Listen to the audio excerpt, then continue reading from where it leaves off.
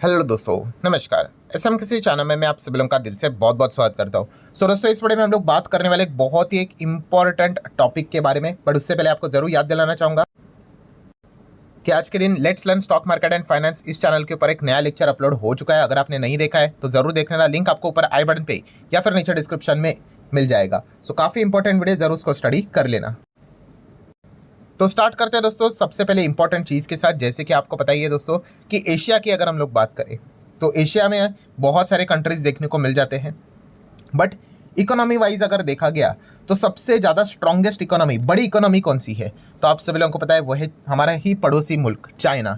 ठीक है, आप सभी लोगों को पता ही है। अगर मैं डेटा भी अगर आपको दिखा दूँ कि अमेरिका के नीचे अगर कोई आ जाता है, अमेरिका की इकोनॉमी कितने की है, तो आप देख सकते हो 30 ट्रिलियन डॉलर की इकोनॉमी हम लोग को देखने को यहाँ पे मिल जाती है। वहीं पे चाइना की इकोनॉमी की बात करें वो कितनी है, लगभग 19 के आसपास 19.5 ट्रिलियन डॉलर की इकोनॉमी देखने को यहाँ पे मिल जाती है। हमारी अगर हम लोग बात करें तो आप देख सकते हैं हम अभी भी 5 ट्रिलियन डॉलर को टच करते हुए देखने को नहीं मिल रहे, बिकॉज लगातार डॉलर डिप मतलब अप्रिशिएट हो रहा है अगेंस्ट द हमारे रूपी। ठीक है, एंड हमारा रूपी डेप्रिशिएट हो रहा है अगेंस्ट द यूएस डॉलर। तो इस चीज़ का झटका भी हम लोग को लगातार मिलते हुए देखने को मिल जाता है। जैसे कि आपको पता है अगर हमारा रूपी अगर 60-70 के आसपास होता ना तो हम 5 ट्रिलियन डॉलर के इकोनॉमी को ऑलरेडी अचीव कर सकते थे। ये भी हम लोग को काफ़ी नुकसान देखने को यहाँ पे मिल जाते हैं। चाइना की अगर बात करें दोस्तों तो one of the strongest economy हम लोग को देखने को यहाँ पे मिलती थी, बट आप देख सकते हो चाइना का जो बाजार है कई समय से एक ही रेंज में हम लोग को अटकते हुए देखने को यहाँ पे मिल चुका है। ठीक है, आप जितने भी इनके मेजर इंडेक्स को अगर आप चेक यहाँ पे करोगे तो आप देख सकते हो जो ग्रोथ है वो हम लोग को कई तो रुकते हुए देखने को यहाँ पे मिल चुकी है। ठीक है, ये एक बहुत बड़ा प्रॉब्लम चाइना फेस यहाँ पे करो। और इसके पीछे का रीज़न क्या है दोस्तों कि चाइना में जो फॉरेन इन्वेस्टमेंट है वो ग्रेजुअली हम लोग को कम होते हुए देखने को मिल रहा है। मतलब जिस प्रकार से चाइना में पहले लोगों ने निवेश करके यहाँ पे रखा था, फॉरेन प्लेयर ने इन्वेस्टमेंट करके रखा था, वो धीमे धीमे करके हम लोग को कम होते हुए देखने को यहाँ पे मिल रहा है। एंड इसके पीछे मल्टीपल रीजन है। जैसे कि अगर हम लोग बात करें सबसे बड़ा प्रॉब्लम तो है लैक ऑफ ट्रांसपेरेंसी। ठीक है, चाइना में क्या चीज़ें चलती है किसी को एग्जैक्टली पता तो होता है नहीं। डेटा की अगर हम लोग बात कर ले तो बाकी किसी देश में आपको जो भी डेटा मिलेगा आप उसके ऊपर रिलाय कर सकते हो, बट चाइना का जो डेटा है वो सही है, गलत है, मैनिपुलेटेड है। 10% ही डेटा सामने रिलीज किया है, किसी को कुछ भी पता नहीं होता है। काफ़ी हायर लेवल की अनसर्टिनिटी देखने को मिल जाती है। एंड उसी के साथ साथ अगर हम लोग यहाँ पे बात करें दोस्तों तो चाइना में इतनी सारी दिक्कतें हैं, तो अभी चाइना को प्रॉब्लम क्या हो रही है? यस, हेवी कंपटीशन भी उनको फेस करना यहाँ पे पड़ रहा है। मतलब अगर हेवी कंपटीशन की अगर बात करें तो चाइना को सबसे बड़ा प्रॉब्लम कब से स्टार्ट हुआ? कोविड से। मतलब चाइना को क्यों प्रॉब्लम कोविड से स्टार्ट हुआ? क्योंकि अगर हम लोग बात करें, चाइना तो मैन्युफैक्चरिंग हब है, आप सभी लोगों को पता है, चीप लेबर वहीं पे अवेलेबल रहते, तो हर कोई अपना मैन्युफैक्चरिंग जो यूनिट है, जो भी सेटअप रहता है वो चाइना में हम लोग को इंस्टॉल करते हुए देखने को यहाँ पे मिलता था। बट जैसे ही कोरोना आया, कोविड आया, तो हर एक कंपनी को ये बात रियलाइज़ हुई कि भाई हम सिर्फ चाइना के ऊपर फोकस रख के चलेंगे, एंड अगर वापस वहाँ पे अगर दिक्कतें हो गई तो भाई हमारा पूरा बिजनेस ठप पड़ सकता है, इतनी बड़ी दिक्कतें हो सकती है। मतलब एप्पल जैसी कंपनी परेशान हुई थी। आप सभी लोगों को याद होगा कि चाइना में वापस कोविड जब आया था, अभी की बात नहीं, अभी हो गए 2-3 साल, तब एप्पल जैसे कंपनी के सेल्स गिरे थे। क्यों? क्योंकि वहाँ पे मैन्युफैक्चरिंग यूनिट्स हम लोग को बंद होती हुई देखने को यहाँ पे मिली थी, just because of government restriction. And उसके बाद अभी आपको बताइए अमेरिका में ट्रम्प तो आ चुके हैं, तो ट्रेड वॉर की शुरुआत भी यहाँ पे हो चुकी है। मतलब क्या है कंक्लूजन की अगर हम लोग यहाँ पे बात करें, जो चाइना की जो इकोनॉमी है, ठीक है, वो लगातार स्लो डाउन में तो हम लोग को ऑलरेडी देखने को यहाँ पे मिल चुके हैं। वहाँ की जो बड़े बड़े रियल एस्टेट टाइकून्स जो देखने को मिलते थे उनकी हालत खराब होते हुए देखने को यहाँ पे मिल चुकी है। एंड ऊपर से ट्रेड वॉर जैसी चीज़ें, स्लो डाउन जैसी चीज़ें हम लोग को लगातार देखने को यहाँ पे मिल रहा है। मतलब मैं इन शॉर्ट अगर मैं बोल दूँ दोस्तों तो चाइना की इकोनॉमी काफ़ी पुअर परफॉर्मेंस यहाँ पे दे रही है। एंड इसी चीज़ को लेकर हम कह सकते हैं जो फॉरेन इन्वेस्टर है, वेदर हम कह सकते हैं छोटे इन्वेस्टर या फिर फॉरेन डायरेक्ट इन्वेस्टर जो बड़े बड़े होते हैं, जिसको हम एफडीआई भी बोलते हैं, वो चाइना से हम लोग को एग्जिट करते हुए देखने को यहाँ पे मिल रहे हैं। और ये पॉइंट हम लोग पिछले कई सालों से लगातार यहाँ पे चेक करते ही जा रहे हैं। एंड दोस्तों इसी चीज़ को काउंटर करने के लिए, इसी प्रॉब्लम को सॉल्व करने के लिए चाइना की जो वहाँ की जो सरकार है, ठीक है, कि उन्होंने अभी एक बहुत बड़ा मेगा प्लान यहाँ पे तैयार किया है कि अपनी इकोनॉमी को बचाने से रिलेटेड। एंड दोस्तों ये जो प्लान है दोस्तों, अल्टीमेटली हम कह सकते हैं उसका उद्देश्य यही है कि जो फॉरेन इन्वेस्टर हम लोग को जो एग्जिट करते हुए देखने को यहाँ पे मिल रहे हैं चाइना से, उनको वापस यहाँ पे लाया जाए। तो यही फोकस वो यहाँ पे कर रहे हैं कि जो फॉरेन इन्वेस्टमेंट लगातार कम होते जा रहे हैं। मैं आपको डेटा भी यहाँ पे दिखाऊंगा।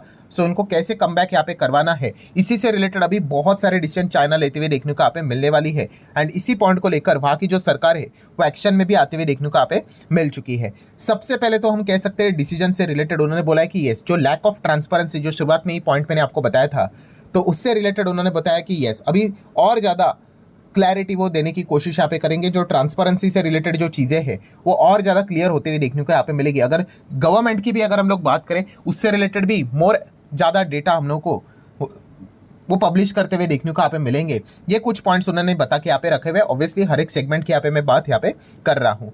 देन अगर हम लोग यहाँ पे बात करें तो अलग अलग सेक्टर से रिलेटेड उन्होंने इन्वेस्टमेंट को अट्रैक्ट करने की बात की है। मतलब अगर आप यहाँ पे निवेश करोगे, सो जो रेस्ट्रिक्शन रहते थे, जैसे कि टेलीकॉम सेक्टर में अगर आप चाइना में पैसा लगाओगे, भयंकर रेस्ट्रिक्शन रहते थे, ठीक है, इसीलिए इन्वेस्टर तो आते ही नहीं थे, एंड अगर आए तो टिकते भी नहीं थे, तो उन्होंने रिलैक्सेशन देना स्टार्ट किया। देन अगर हम बात करें एजुकेशनल सेक्टर को भी बढ़ावा देने के लिए उन्होंने बोल दिया कि आओ चलो यहाँ पे पैसा लगाओ, हम आपको रिलैक्सेशन देते हैं।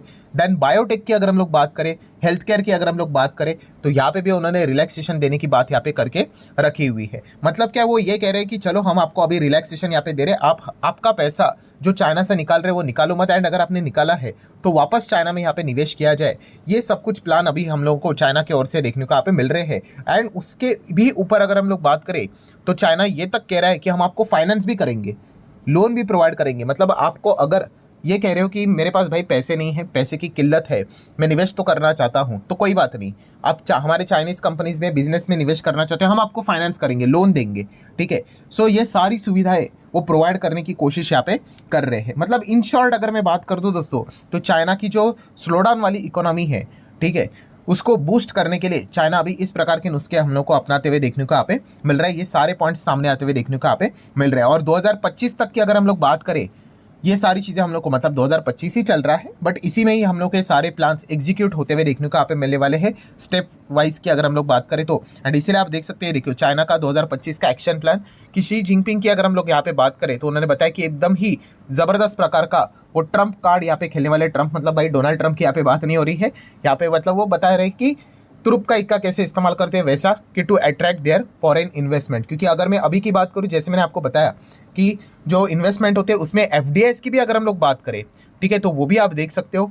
जो रिसेंटली जो डेटा यहाँ पे निकल कर आया था जनवरी मंथ का, वहाँ पे भी आप चेक कर सकते हो, लगभग $13.5 बिलियन का गैप हम लोग को देखने को यहाँ पे मिल रहा है। और वी कैन से 13.4% का ड्रॉप देखने को मिल गया, ठीक है। इसके पहले की भी अगर हम लोग बात करें, एफडीआई जो पूरा 2024 की साल का अगर हम बात करें, 27% तक गिरावट देखने को मिल गई। एंड उसके पहले का साल 2023 में भी आप देख सकते हैं 8% तक गिरावट देखने को मिल गई। मतलब चाइना से पैसा हम लोग को बाहर जाते हुए देखने को यहाँ पे मिल रहा है, ठीक है। लोग ऑल्टरनेटिव ऑप्शन की ओर हम लोग को बढ़ते हुए देखने को यहाँ पे मिल रहे हैं। एंड जो चीज़ें वो एड्रेस कर रहे हैं कि क्या दिक्कत है, उस चीज़ को लेकर अभी वो सॉल्व करने की कोशिश यहाँ पे कर रहे हैं।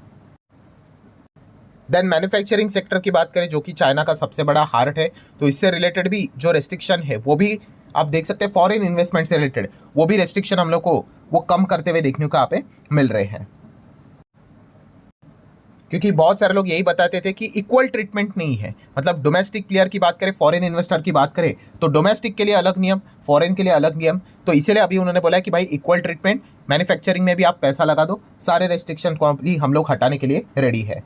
एंड दोस्तों इसी सारे प्लान का नाम उन्होंने देख के रखा हुआ है कि इन्वेस्ट इन चाइना। यस, ये ब्रांड वो अभी डेवलप करने की कोशिश यहाँ पे कर रहे हैं। मतलब शॉर्ट टर्म वाले जो इन्वेस्टर रहेंगे उनको भी अट्रैक्ट करने की कोशिश करेंगे, और जो लॉन्ग टर्म एफडीए वाले जो होते हैं उनको भी वो अट्रैक्ट करने की कोशिश यहाँ पे कर रहे हैं। सो हम डेफिनेटली कह सकते हैं इंडिया को भी एक अच्छी खासी चुनौती हम लोग को मिलते हुए देखने को यहाँ पे मिलेगी, ठीक है। क्योंकि अगर हम इंडिया की बात करें, हमारे मार्केट की बात करें, तो हमारे मार्केट के लिए अभी तक सरकार ने यहाँ पे क्या क्या करके रखा है। तो सबसे पहले तो आरबीआई की अगर हम लोग बात करें, आरबीआई ने आप सभी लोगों को याद ही होगा 1.5 लाख करोड़ की लिक्विडिटी यहाँ पे उन्होंने अनाउंस की थी, वो भी बिफोर द बजट। देन अगर बजट की बात करें तो निर्मला सीतारमन जी ने 12 लाख तक जो इनकम टैक्स है रिबेट विबेट पकड़कर उसको जीरो कर दिया, ठीक है। ये एक पॉइंट हम लोग को देखने को मिला, ठीक है। आप 12 बोल सकते हो, 12.75 भी बोल सकते हो, ठीक है। बट ये क्यों किया गया है कि यस, इकोनॉमी में सुधार आने के लिए। देन आरबीआई की बात करें तो उसके बाद इमीडिएटली जो हम लोग को मीटिंग देखने को मिली थी एमपीसी की, उसमें रेट कट पहली बार देखने को यहाँ पे मिल गया। तो ये सारे जो नुस्खे यहाँ पे अपनाए जा रहे हैं वो हमारे भी मार्केट को यहाँ पे सेव करने के हिसाब से, हमारे इकोनॉमी को सेव करने के हिसाब से लिए जा रहे हैं। हालांकि इम्पैक्ट की अगर हम लोग यहाँ पे बात करें, ठीक है, तो हमारे ओवरऑल मार्केट के ऊपर अभी तक तो इसका कोई पॉजिटिव इम्पैक्ट तो देखने को यहाँ पे नहीं मिला है। एंड सबसे बड़ा जो हमारा प्रॉब्लम है कौन सा, कि फॉरेन इंस्टीट्यूशनल इन्वेस्टर जो एग्जिट ले रहे हैं वो रुकने का नाम नहीं ले रहे हैं। कि लगा था कि चलो यहाँ पे बजट में टैक्स से रिलेटेड रिहाई आएगी तो शायद से रुक जाएंगे, बट ऐसा कुछ नहीं हुआ। आरबीआई का रेट कट के बाद रुक जाएंगे तो वो भी कुछ नहीं हुआ है। लिक्विडिटी भी उन्होंने मार्केट में डाल दी तो भी कुछ होते हुए देखने को नहीं मिल रहा है। नो डाउट गिरता हुआ रुपये ये सबसे बड़ा प्रॉब्लम तो देखने को मिल रहा है, बट जो 1.5 लाख करोड़ की लिक्विडिटी आरबीआई ने बजट के पहले अनाउंस की थी उसमें भी हम लोग को डॉलर से वाला जो मेजर देखने को मिल रहा था वो गिरते हुए रुपये को ही बचाने के लिए यहाँ पे किया जा रहा था। इस प्रकार के सारे नुस्खे तो अपना लिए, बट अभी भी एफआईएस रुकते हुए देखने को नहीं मिल रहा है।